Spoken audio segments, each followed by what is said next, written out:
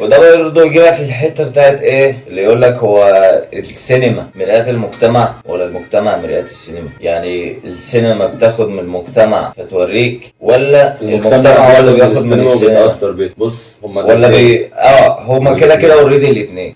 بس يعني انت مثلا لو عندك حاجه في بلدك وحشه، مثلا نقول مثلا الزباله اللي مرميه في كل مكان مثلا، جميل، انت هتيجي في فيلم بدل ما تزود الصوره ديت وتشوهها وكمان بزياده، تخليها تتحسن حبه، مثلا بكادر منك، بفكره، ببتاع، بمشهد صغير تقدر تزرع فكره ان لازم المكان يكون نظيف حواليه، فاهم؟ بزهق انا من فكرة الناس اللي بتقوم على الاعمال دي، مثلا بيبقى في خيالهم ان الناس مش هتتقبل فكرة ان انت تخش في عمل فني مثلا وتقول لهم ايه نظفوا نفسكم او كده مثلا، او نظفوا الشوارع او كده. بس في طرق تانية، يعني انت زي ما مثلا زي ما في ناس يعني متخيل او في فعلا مثلا ناس بتحارب فكرك، بتحارب الحاجات دي. طب ما تلعب بنفس الطريقه اللي هم بيلعبوا بيها. يعني هتيجي مثلا عند شخصيه مهمه الناس كلها بتحبها مثلا وكده، تبتدي يتواصل معاه ان يحاول يكون قدوه شويه. ما هو اكيد مش القدوه دي ان انا احاول اخد مسار حياتي ان انا ابدا في البدايه مثلا اتمرمط ومش عارف ايه وابتدي واحده واحده اطلع واما اطلع بقى. ما ينفعش المقاييس بتاعتنا كبشر شباب يعني كنا ارقام، الارقام حلوه وفي حاجات كتيره حلوه ما تكون زياده. حاليا الناس كلها بس بتقيمك على الارقام اللي حواليك، يعني مثلا الفيوز، أيوة. الفلوس اللي عندك. اكيد سمعت عن حوار كنز مدبولي لا، والواد اللي دخل الصف عليها شويه وبتاع. اعرف حد مهم متابعها بس انا مش بتابعش بنات يا ابني. انا الله يعني. المهم ان الحوار كله دار ان البنت ديت يا اسطى جا، او ممكن اقول مش البنت يعني عشان هي اكبر مني بكتير، يعني ممكن اقول لها طنط مثلا. طنط. الطنط يا اسطى جا واحد انا مش فاكر اسمه ايه، تقريبا اسمه ياد الموجي، ايوه حاجه زي كده، ياد الموجي، جا سف عليها شويه واتريق عليها وطقطق عليها وبتاع، فدخلت هي ايه طلعت ستوري تقول لك ايه واحد اسمه، قعدت تهين فيه شويه وتقول لك عنده 7000 بس مش عارف ايه، يعني انت مش موجود، يعني انت نكره ومش عارف، فاهم يعني. انا شفت الفيديو على فكره، انا بتابعها، وانا كنت بتابعها الاول خالص يعني من قبل ما تبدا تفايرل كده بزياده، انا كنت بتابعها، بس يعني الكلمه نفسها يا اخي يعني تنرفزك، يعني انت بتقيس الشخص ان هو فاشل على مقياس ايه بالظبط؟ ده واقع افتراضي، انت بتقيسي على ايه؟ ما هو انت هتجيبها يمين هتجيبها شمال، لو حسبتها بالارقام تلاقي ان في نوعيه كده من المحتوى بتقول لك ان ده كده انجح مجال. ده مش انجح مجال ولا حاجه، هو بالنسبه للي بيحسبها بالارقام في المجال ده ناجح، بس هل كده معناه انه صح؟ صح يا اسطى، انت بتتكلم في السليم. مش كل رقم كبير بيجي على حاجة صح. يعني احنا زمان ايام احفاد الفراعنة كان كل الناس شايفين الفيديو بتاع الاسطورة ده حاجة واو وبوم وطخ وكده. انا اكتر واحد كنت بذم في الفيديو ده، يعني انت اللي عامله، مع ان انا اللي عامله، انا اللي اخرجته واللي صورته وشاركت في حاجات كتيرة وصورت المونتاج تقريبا، يعني 90% من الفيديو انا اللي مطلعه. بس مش فيديو مقلد الفكرة، مقلد حاجات كتيرة في تفاصيل الفكرة.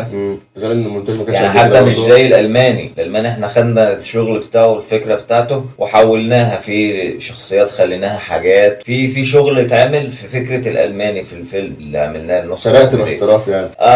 ضفت التحبيشه بتاعته. أيوة. ده موضوع فيديو انا كنت كاتبه لو كنت خدت ايوه خدت بالي. انما الاسطوره كانه نسخ خلاص. والمونتاج برضه ما كانش قد كده على فكره، من ناحيه كل حاجه كان عامله على كامتازيا ايوه. ما كنتش لسه بقى على التليفون ده امان ولا ايه؟ لا على الكمبيوتر وكل حاجه، بس امكانيات البرنامج ضعيف، ما كانتش مساعداني خالص. ده حتى في ممكن احضر لنسخه ريميك، لا مش ريميك، ريمونتاج. ريميك دي اللي هو نصوره تاني وبتاع، وما اعتقدش ان الشباب يعني متاحين دلوقتي، بس انا بتكلم في انا متاح. لا الباقي بقى انا متاح، انا اقوم بالباقي يابا، انا اقوم بالباقي يا صاحبي، خلي بالك انت كده بتقل مني زي انا عملتها. مش عارف كنا متفقين على مع 3 انفار كده ايام الاسطوره ده، المفروض كانوا يجوا، ما جوش، انا اللي قمت بدورهم الثلاثه. بس سهله يا صاحبي. قلت له امسك كده الكاميرا، قمت جاي رايح البيت جايب جلابيه وجايب مش عارف ايه طقمين 3 كده وقمت بدلهم. يعني انا ممكن اغير لك شكل في دقيقه على فكره. المخرج بيقول لك اتصرف،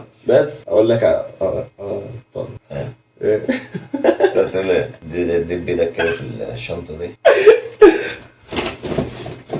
انبوكسنج. لا مش قوي انبوكسنج ايه يا عم، مداري. طب امسك استمتع.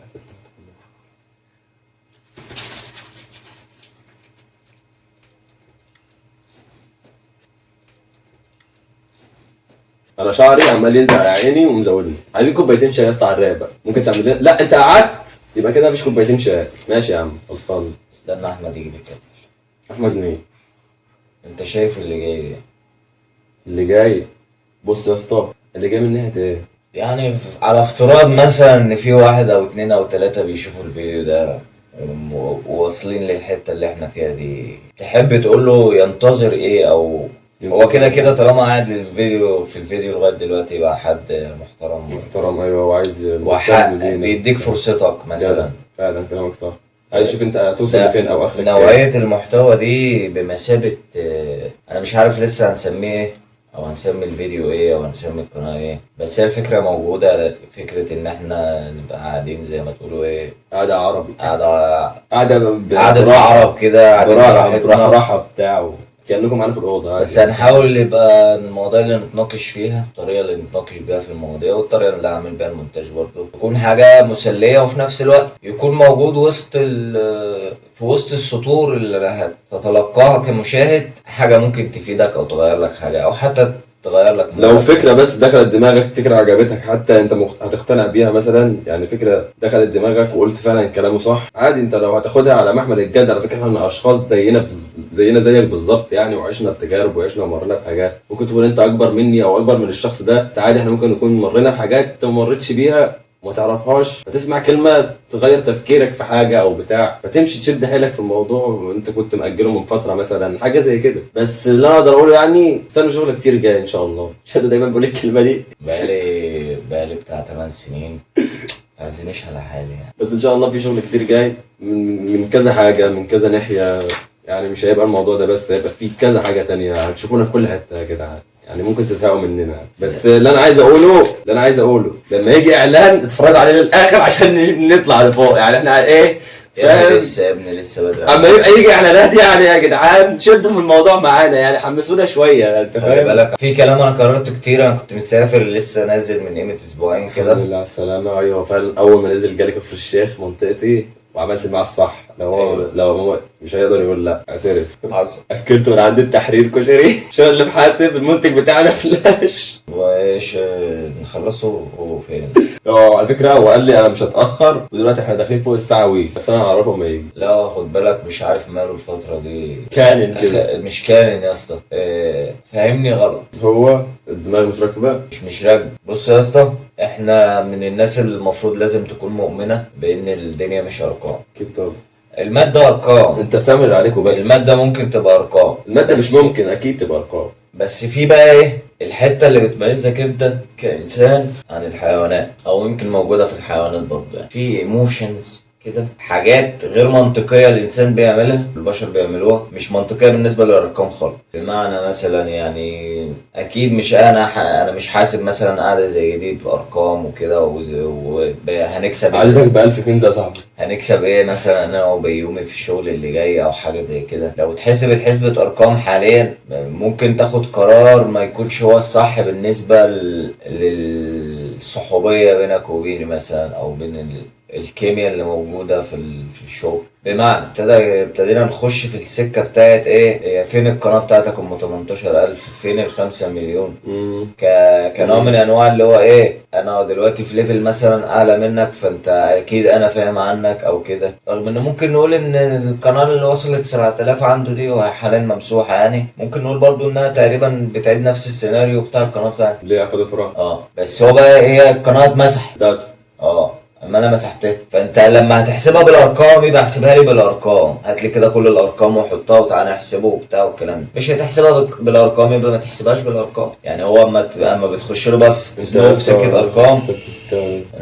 مش فاهم اي. بص، خطوه من اهم الخطوات اللي جايه ان انا اخلص اللي عليا واللي ليه، من ناحيه اي حاجه، ناحيه فلوس، لو حتى شايل. جت عليا فتره طويله جدا، لو حتى مشاعر يا مان. لا بس اقول لك على حاجه يعني انا مقتنع بيها حرفيا. الجيل اللي احنا فيه ما ينفعش يحب ابدا، ما ينفعش يحب. انت ولا في وقت ولا في زمن ولا الحاله الاقتصاديه ولا اي حاجه تسمح لك انك تفكر تحب ابدا. واكتر حاجه مضايقاني في الموضوع في عنصريه كتير قوي يعني. انا شخص اقول لك مش عايز ادخل الامور الشخصيه في الفيديو وبتاع ونخش في. لا ممكن لو تجربه او كده. بس انا عمري ما شفت مثلا في